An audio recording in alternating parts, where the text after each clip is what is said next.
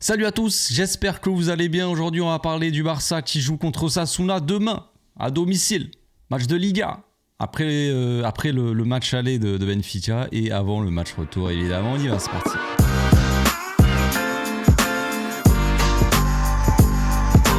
Au passage, n'hésite pas à nous rejoindre si c'est pas encore fait et à partager la chaîne autour de toi, ça fera plaisir à tonton. Les matchs s'enchaînent et se ressemblent.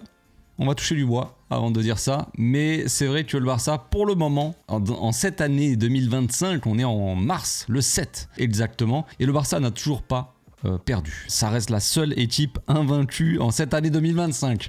Et ça ne me plaît pas de dire ça. Vous me connaissez, je suis assez superstitieux, donc on va retoucher du bois, mais voilà, on espère que ça va durer. La dernière fois qu'on a affronté Osasuna, rappelez-vous, on avait fait quelques petites rotations, c'est à l'extérieur certes, mais voilà, rotation et défaite 4-2. Qu'est-ce qu'on doit faire? Est-ce qu'il faut à nouveau faire quelques petites rotations avant le match contre Benfica? Quel est le match le plus important? Est-ce qu'il faut choisir ou est-ce qu'il faut continuer avec les mêmes joueurs, quitte à potentiellement qu'ils soient un peu fatigués? Alors, chose qu'il faut aussi prendre en compte quand on se demande si on va faire des rotations, c'est les matchs. Les matchs en eux-mêmes. Et quand on regarde le match contre Benfica la dernière fois, le Barça a joué à 10 pendant 1 heure. Pendant 1 heure, ou peut-être même un peu plus d'1 heure, le Barça a joué donc à 10 et a dû déployer, les joueurs en tout cas, un peu plus d'efforts. On pense à Baldé qui a fini le match à moitié en boitant, on pense à Pedri qui a couru un marathon pendant le match, même De Jong, les deux milieux de terrain qui ont dû beaucoup courir. On va y arriver. Bon, peut-être que De Jong était un peu plus frais parce que Pedri a joué toute la saison pour le moment et De Jong a un peu moins joué en termes de minutes, cumule quand même moins de minutes, donc voilà. Il y a Casado qui est rentré aussi en cours de match, en fin de match contre Benfica. Je pense qu'il sera titulaire là contre Osasuna. Il va y avoir quelques rotations, c'est sûr, mais maintenant c'est de savoir combien de rotations et qui va sortir du 11. C'est la grande question. Il y a Lewandowski qui a joué la dernière fois. Tous ceux qui ont joué là, en fait, ils ont vraiment donné beaucoup de leur personne physiquement. Donc il y a des joueurs comme Fermin, des joueurs comme Ferran Torres, même comme Olmo. Là, au final, il n'a pas beaucoup joué parce qu'il est sorti au bout de 30 minutes. C'est lui qui a été sorti pour faire entrer Ronald Araujo. Ronald, il va être titulaire contre Benfica. Le prochain match là, dans quelques jours. Kubarsi qui a pris un rouge ne pourra pas jouer contre Benfica, donc évidemment qu'il sera titulaire ce week-end en défense, mais à côté de qui? Est-ce qu'on va mettre Ronald encore, sachant que Ronald, la dernière fois, il avait eu une gêne à la cheville, il avait demandé à sortir. Est-ce qu'il faut faire jouer Ronald? Est-ce qu'il faut faire jouer Inigo qui a beaucoup joué? Ou est-ce qu'il faut pas faire jouer plutôt Eric Garcia? Voilà, c'est toutes ces questions-là, ça va être un sacré casse-tête pour le coach. Heureusement, on n'est pas coach, mais voilà, vu qu'on aime le Barça, on se prend un petit peu la tête. Donc on va parler un petit peu d'Osasuna. Osasuna, c'est certes une équipe assez dure à jouer. Quand on voit le Real Madrid qui a fait match nul il n'y a pas si longtemps que ça contre eux, c'est un peu là aussi qu'on a repris la main en Liga, sachant que le Real avait pris un rouge. Bellingham, rappelez-vous, qui avait insulté l'arbitre. Vous vous souvenez de cette histoire-là? Donc en gros, Osasuna, quand on regarde un peu les équipes contre qui elles jouent, on se rend compte que dans les gros matchs, on va dire, elles s'en sortent plutôt bien. Nous, ils nous ont battus. Et ils ont fait match nul la dernière fois contre le Real. Mais il n'y a pas que ça. Ils ont aussi battu Bilbao en Coupe d'Espagne mi-janvier. Ils ont perdu, certes, contre l'Atlético Madrid. Donc c'est une équipe qui a des résultats assez... c'est un peu, pas les montagnes russes, mais voilà, des fois ils gagnent des gros matchs et puis d'un coup ils vont perdre des matchs peut-être un peu plus simples ou faire beaucoup de matchs nuls. Donc quand on regarde un peu les résultats, en général on voit quand même énormément de matchs nuls pour Osasuna et pas mal de défaites. Quand on regarde les derniers matchs, les 5 derniers matchs, c'est 3 nuls et 2 défaites. Que ce soit à l'extérieur ou à domicile, c'est assez compliqué. Le dernier match à l'extérieur pour Osasuna, c'est contre le Celta Vigo, ils ont perdu 1-0. À domicile, donc c'était contre Valence, ils ont fait 3-3, donc beaucoup de buts. Mais quand on regarde un peu sur la saison en général, Osasuna, c'est une équipe qui a pas mis énormément de buts en soi, et c'est une équipe qui a pris plus de buts qu'elle n'en a mis. Je crois qu'ils ont pris peut-être 37 buts, si mes souvenirs sont bons, j'ai vu ça tout à l'heure, la stat, mais 37 buts ils ont encaissé, ils ont dû en mettre 32, peut-être un truc comme ça. Donc c'est dur de prédire un petit peu ce qui va se passer. Ils ont des joueurs intéressants, il y a, je crois que Oroz, il s'appelle Aymar Oroz, le milieu de terrain d'Osasuna qui reste quand même un joueur intéressant aussi. Il y a Boudimir évidemment devant, le géant Boudimir qui va tout le temps mettre un petit but de la tête, quelque chose comme ça. Il y a Mouriti et il y a Boudimir. C'est un peu les mêmes styles d'attaquants en Liga. C'est le type d'attaquant, tu te dis, bon, c'est pas qu'ils sont sous-cotés, tu vois, mais tu fais pas trop attention. C'est des mecs pas trop connu, mais en vrai, en Liga, quand tu regardes par exemple Budimir, il a mis 14 buts en Liga. Ce qui n'est pas rien. Budimir, c'est le 3e meilleur buteur de Liga. Il est juste derrière Mbappé. Mbappé a mis 17 buts, Budimir en a mis 14. Rafinha a mis 13 buts. Budimir a mis plus de buts que Rafinha. Donc voilà, il y a quand même Lewandowski qui est à 21, mais voilà, donc en vrai, faut faire attention, surtout qu'évidemment, il y a notre kryptonite, il y a Saragossa, Brian Saragossa, l'ailier là, qui nous avait éclaté, je sais plus quand, là, il y a quelques temps, eh bien il est là.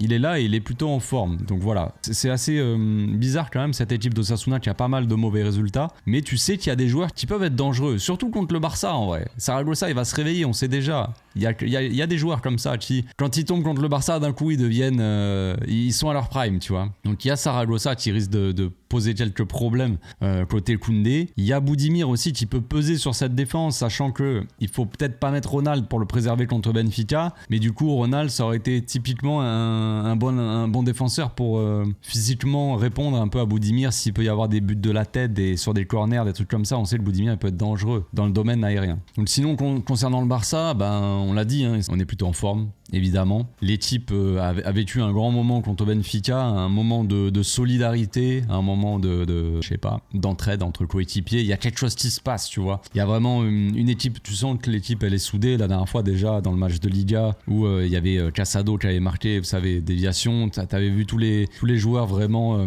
se prendre dans les bras. Tu vois que cette saison il y a un petit truc en plus. Tu sais que dans le vestiaire les mecs s'apprécient, mais le fait qu'il y ait des victoires comme ça et tout ça qui s'enchaînent, eh bien il y a un mood dans cette équipe qui est un peu plus joyeux, tu vois. Donc ça rapproche encore plus l'équipe, tout ça. Donc voilà, le Barça est en forme, certains joueurs plus que d'autres, mais justement, est-ce qu'il faut pas plutôt les préserver pour Benfica comme on a dit? Je ne sais pas. Il faut faire la balance entre les joueurs qui vont être importants pour continuer à être premiers en Liga, parce que on a l'avantage pour le moment, on a un petit peu d'avance sur, je crois que c'est l'Atlético qui est deuxième. Mais voilà, il faut garder quand même cette avance qui est très mince quand même. On n'a qu'un seul point d'avance sur l'Atlético.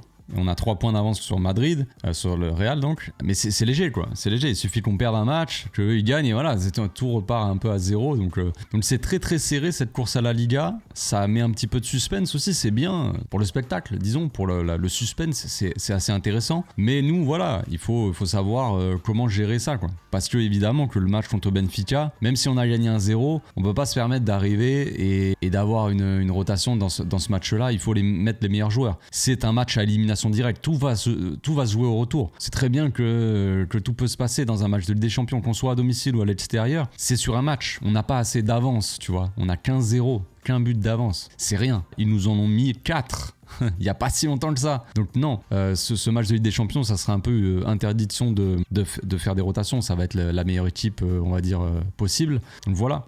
Maintenant, il faut se décider pour le coach. Comme je l'ai dit, de toute façon, ça va être un casse-tête. Et là, on a passé quasiment la moitié de la vidéo à parler de Benfica. C'est pour vous dire à quel point ce match, peut-être, il est plus important, en tout cas pour les supporters. On sent qu'il y a vraiment une envie d'aller loin. Moi, c'est pareil, mais j'ai pas envie de mettre de côté la Liga. Mais au fond de nous, on sait tous qu'on a envie d'aller chercher cette Ligue des Champions aussi. Ça fait quand même longtemps. Et il y a cette volonté vraiment très forte chez les supporters d'aller chercher ce trophée-là. C'est évident. Non, il faut pas non plus abandonner la Liga, tu vois. Il faut quand même garder cette avance. Donc on va passer à la composition d'équipe, les amis, c'est parti. Voici donc mon 11 pour le match de demain. Donc oui, pas mal de rotation, voilà. Comme ça, j'ai fait mon choix. Est-ce que c'est le bon choix? Je ne sais pas, mais en tout cas, c'est le mien. Donc Koundé à droite, Garcia et Koubarsi dans l'axe, et ce bon vieux GG, le GOAT à gauche. Baldé, je préfère le faire souffler. Il a vraiment, tu l'as senti vraiment épuisé à la fin de match, donc je préfère le voir un peu au repos.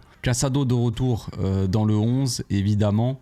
Lui qui a pas beaucoup joué contre Benfica, on sait que c'est un joueur qui peut être intéressant et important dans cette équipe, qu'il l'a déjà été cette saison, donc ça nous permet de faire souffler peut-être par exemple Pedri en l'occurrence, mais d'un côté t'as quand même un joueur, t'es assuré de quelque chose, t'es sûr que Casado il va pouvoir t'apporter vraiment, c'est pas non plus un pari, tu vois. Gavi qui fait son retour aussi dans le 11, lui qui a été mis au repos déjà 2 matchs d'affilée, donc je pense qu'il va pouvoir quand même être en forme. Il a assez soufflé, je sais pas, je connais pas trop son état physique, je sais pas, il était un peu malade tout ça, donc voilà. De Jong aussi, qui remplace donc, qui aura un peu le rôle de Pedri, faire un petit peu le jeu. Après j'ai hésité à faire souffler De Jong, mais on peut pas faire souffler 50 gars non plus, ça me paraît un peu compliqué. Et vu que De Jong, comme je l'ai dit tout à l'heure, il a quand même moins joué qu'un Pedri, bah pourquoi pas voilà, le voir jouer, même s'il pourrait évidemment sortir assez tôt dans le match pour pas trop le fatiguer non plus. Et Pedri, pourquoi pas aussi le faire rentrer, même 30 minutes en fin de match,